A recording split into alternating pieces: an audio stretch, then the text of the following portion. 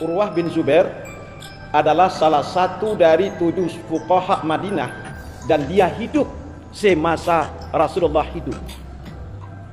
Maka ketika dia ingin mengunjungi seorang ulama, ya, seorang ulama yang bernama Walid bin Abdul Malik. Di jarak rumahnya yo Walid bin Abdul Malik ko jauh.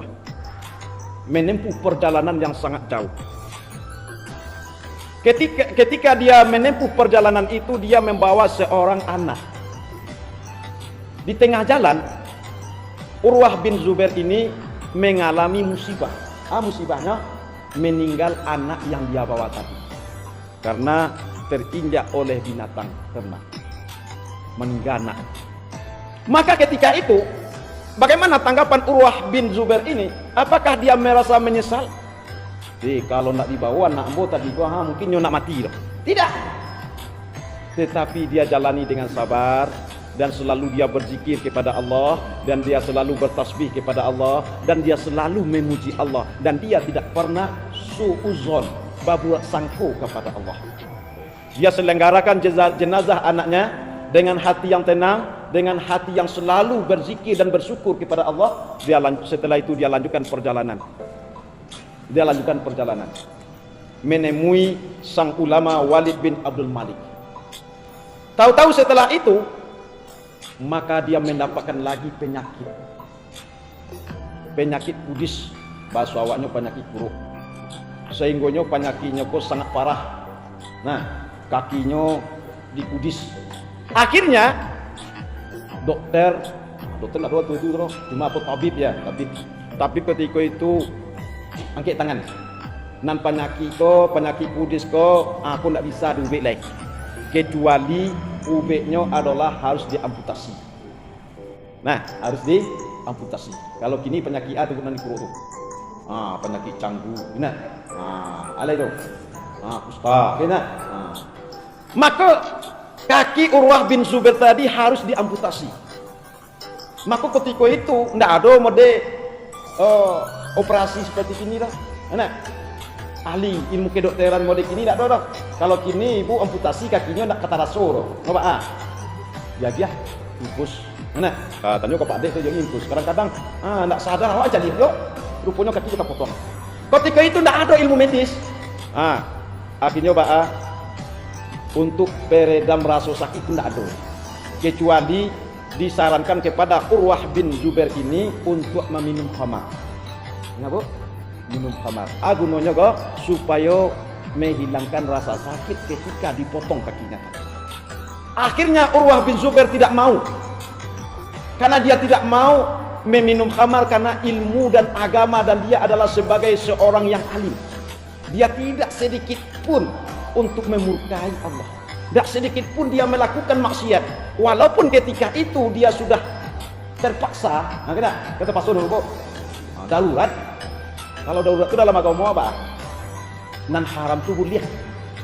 Nah, ada tentara di hutan belantara, nak ada nak dimakan lain, nak ada nak diminum lain, nak ada nan halal lain. Untuk mempertahankan nyawa, maka boleh memakan bidara. Kau dapat babi, boleh memakan. Kenapa? Darurat, terpaksa. Famanit turra ghaira baghin wala 'adin fala isma alaih. Siapa yang tapaso tanpa dia mencari-cari alasan, tanpa dia berlebih-lebihan, maka tidak ada dosa dino untuk memakan haram. Wahai Allah. Tetapi Urwah bin Zubair, walaupun dia kakinya dia akan amputasi dan disarankan untuk meminum khamar, ketika itu dibolehkan menurut agama karena terpaksa, maka ketika itu dia tidak mau minum khamar untuk menahan sakit. Tidak mau. Biarlah nyusaki daripada memakan yang haram. Biarlah nyom menderita daripada meminum yang diharamkan oleh Allah. Akhirnya Urwah bin Zubair dipotong kakinya yang kena kudis tadi, ya, dengan merasakan rasa sakit dan di dalam hatinya dan bibirnya selalu berzikir kepada Allah, selalu memohon pertolongan dari Allah, selalu tasbih kepada Allah. Dalam satu riwayat bapak-bapak dan ibu-ibu, Urwah bin Zubair ini dipotong kakinya ketika dia sholat. Karena kalau orang sedang sholat kok dia mikir kusuknya kadang-kadang nanti potong kakinya terasa dia mikir kusukan. Sehingga ketika kakinya lah tak potong, maka apa kata Urwah bin Zubair? Sudah 40 tahun saya hidup, kaki saya tidak pernah saya langkahkan kepada yang haram. Saya tidak melakukan yang haram. Tapi kaki saya sekarang dipotong dan saya serahkan. Inilah wujud saya menyerahkan kaki saya yang mulia ini untuk diterima oleh Allah. Zikir tadi, tasbih tadi. Kenapa dia bersabar? Karena dia merasakan ujian dan cobaan itu adalah untuk menggugurkan dosa. Untuk menggugurkan dosa. Jadi kalau awak uji ibu, nah, maka harus kita pahami ujian itu adalah menggugurkan dosa. Tapi kalau orang-orang yang kurang imannya, ketika dia diuji, ketika dia dapat musibah, ketika dia dapat bala, maka dia kadang-kala berputus asa. Aiko dikatakan oleh Allah di dalam ayat yang kita bacakan tadi. Musibah tadi sudah ditentukan oleh Allah, ujian tadi sudah ditentukan oleh Allah. Alun tercipta langit dan bumi lai, alun ado awak lai, alun terjadi musibah tadi di awak, Allah ado ketentuannya di sisi Allah. Nah, lalu sering kamu katakan, kamu sampaikan ibu apa rahmatullah, awak hidup di atas dunia kok ibaratnya robot. Nah, itu robot nanti gue urang. Robot itu kan dikendalikan, bukan mengendalikan.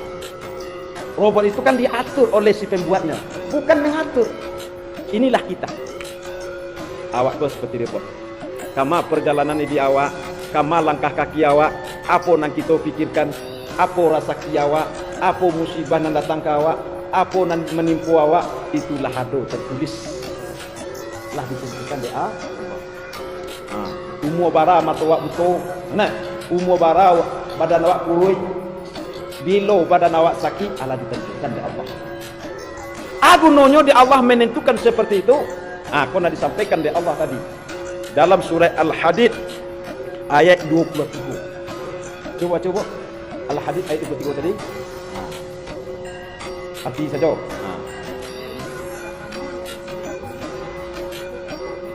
Itu dulu. Tujuan yang pertama Pak, lah ditetapkan musibah, lah ditentukan jalan di awak, lah ditetapkan rasa awak, lah ditetapkan anak menimpa awak.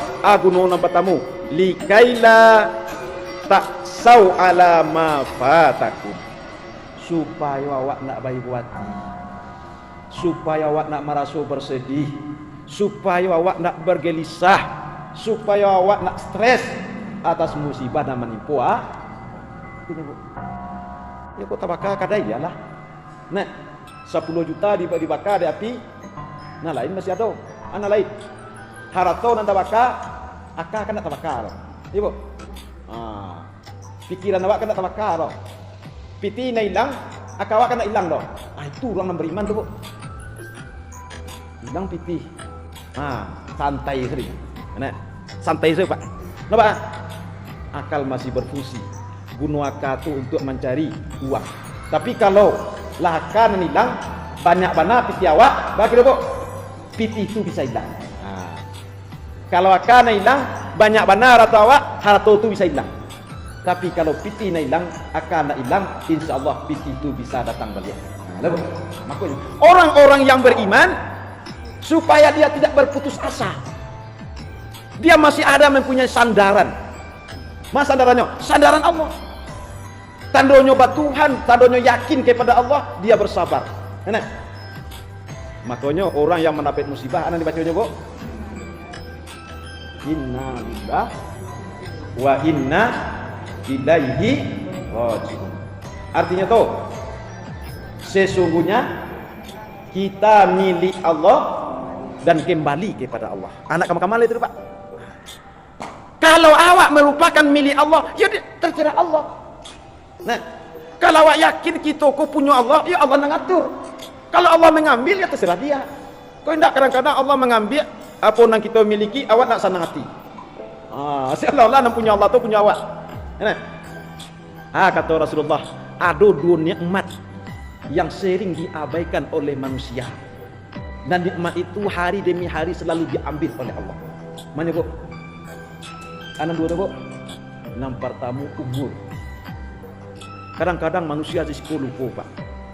Seolah-olah inyo hidup bertambah lama, hidup bertambah panjang umurnya. Padahal bu, tambah lama hidup bertambah kurang jatah hidup awak di dunia.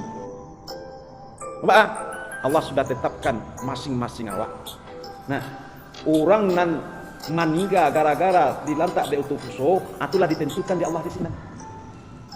Orang nalah meninggal namanya disebut ajal.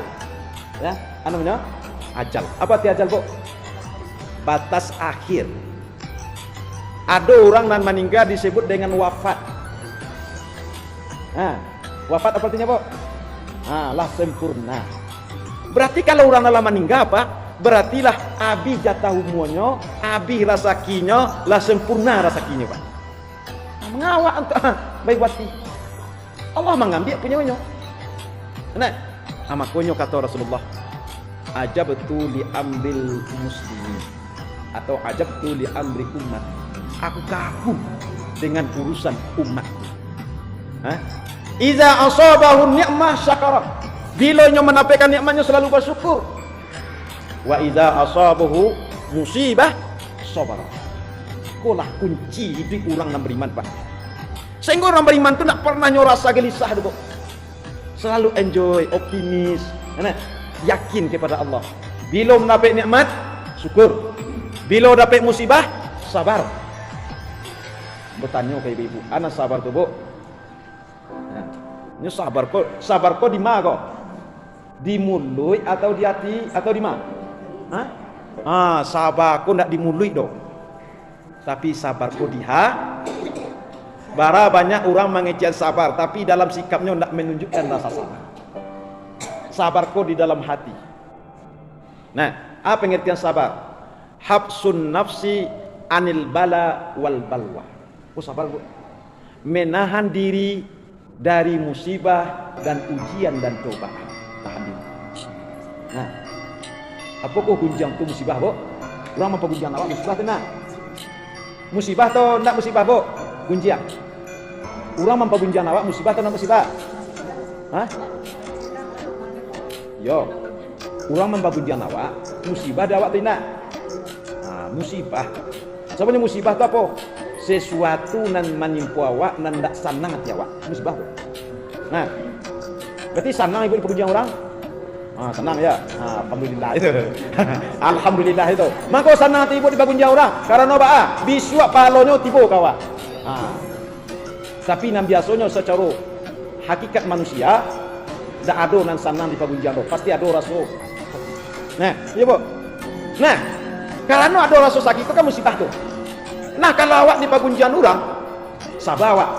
Tapi kalau ambo sabar, ambo dipergunjang sanu petang. Ambo sabar asanya. Ambo kau di pergunjangan, ikut. Awak jadi tuan, berarti tidak sabar tu. Nah, berarti tidak sabar awak tu. Kalau awak sabar, kau dalam mendapat musibah, yo reda mati awak, reda mulia awak. Tu, kena awak sabar dipergunjang orang. Tapi awak kecil-kecilan, ambo dipergunjang sanu dia sabar asanya. Maka di pengujian ini tanya, muka sabar so, ikut. Bodoh itu man, bagi semangat lah. Oh, tak bisa lo katanya. Nah, kadang-kadang orang ketiga kau kan setan itu. Ini, kau ibu pernah. Maka orang yang sabar itu adalah orang yang menahan diri, nyotahan nafsunya, nyotahan mulutnya, jangan sampai ikut menambah dosa. Tapi kalau punya orang dia sabar, tapi dia kecilnya kurang. Ada sabar, ada sabar. Maka sabar itu di mana, Bu? Sabar di hati. Tak dimulai dong. Ibu Bapak rahmatullah. Jadi kalau kita bersabar supaya kita tidak merasa geli. Dan kedua, tujuan musibah itu apa? Kata Allah tadi. Wala tafrahu bima atakum. Supaya awak tidak merasa bergembira nikmat Allah yang pernah diagian di Allah kawak. Kalau awak selalu bergembira tahu nikmat Allah yang diagian awak akan lupa diri, lupa daratan.